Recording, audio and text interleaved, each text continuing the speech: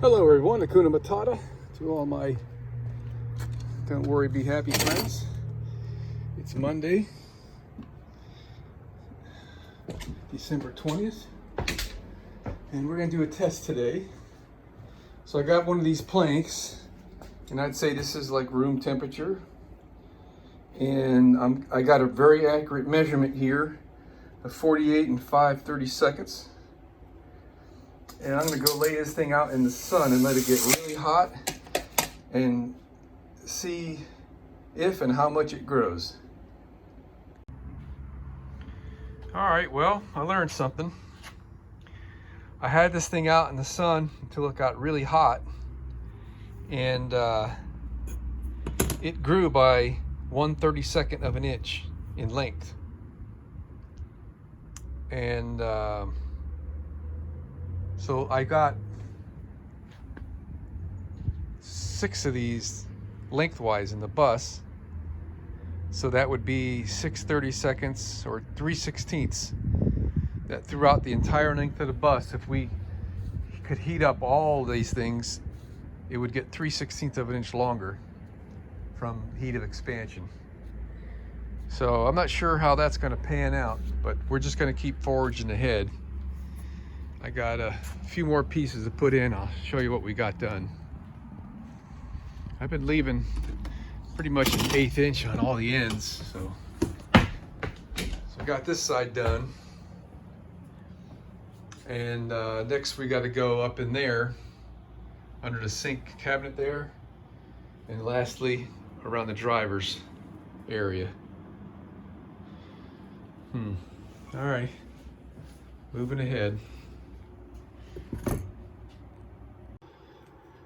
All right, it's 7:15 in the evening, and I'm done for the day, man. I'm beat. I could have gotten more done, but we had some interruptions when doing stuff. But really hard to see. I was missing my mark by quite a bit down there, but all that's going to be covered, so it doesn't matter. Tomorrow, I didn't follow the seams as they should have been here.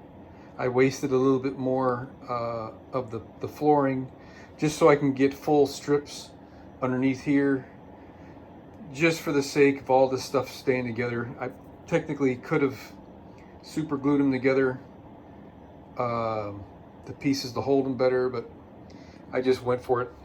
I still have, what is that? 1, 2, 3, 4, 5, 1, 2, 3, 6 pieces. That stuff's hard to count. 6 pieces left over from this box. I got a whole extra box to return, which that's what I planned for. So that's kind of cool that came out right on the money. But I got my pieces of 3/4 inch water pipe standoffs here so I could tighten fully tight metal to metal and get my seats to mount nice and firmly so they won't loosen up. And I did the same thing underneath the seatbelt bracket. I've got this bolts into that one, but don't have the ratchet, so we're not going to tighten that up for now. But I call that a wrap. I don't remember if I recorded this or not, but see, we got 1, 2, 3, 4, 5, roughly 6 pieces, and they grew in my heat test 1/32 of an inch.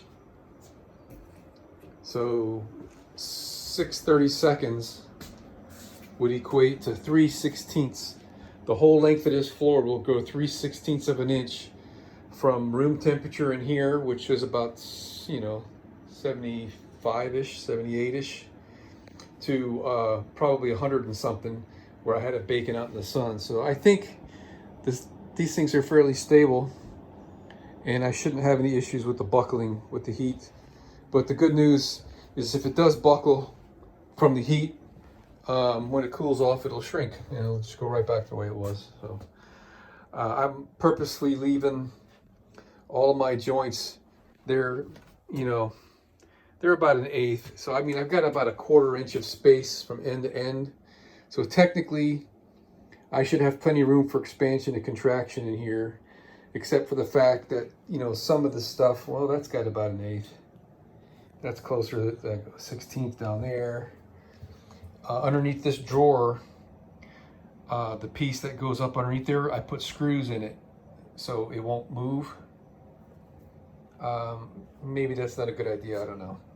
And back behind the stove, I got screws at the very last piece by the wall so it won't move.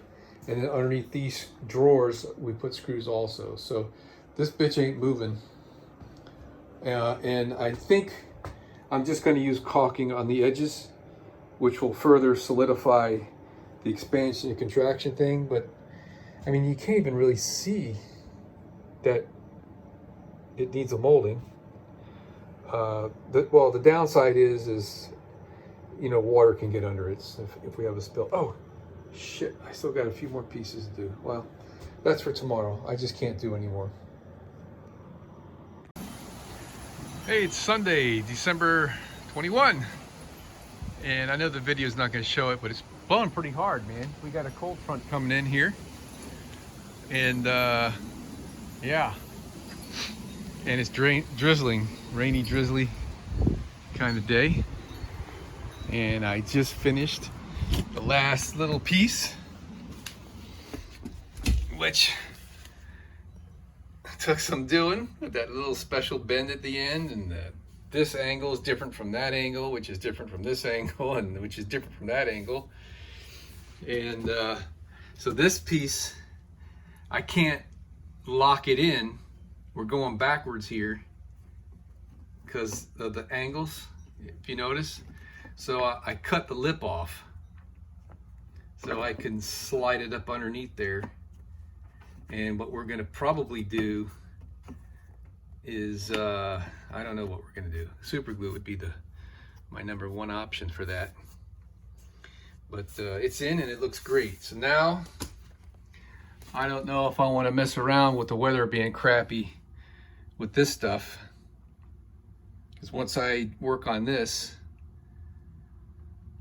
you know, I should go to Lowe's and buy some more of that aluminum. I realize 3/4 inch aluminum is not going to be big enough. I'm going to go with 1 inch aluminum by 1/16. So I guess we'll vacuum and clean up really well in here since we're done with all the dusty work, and get all the dust off of me. Vacuum. I can tighten that guy down. The seat is really too heavy for me to try to move on my own.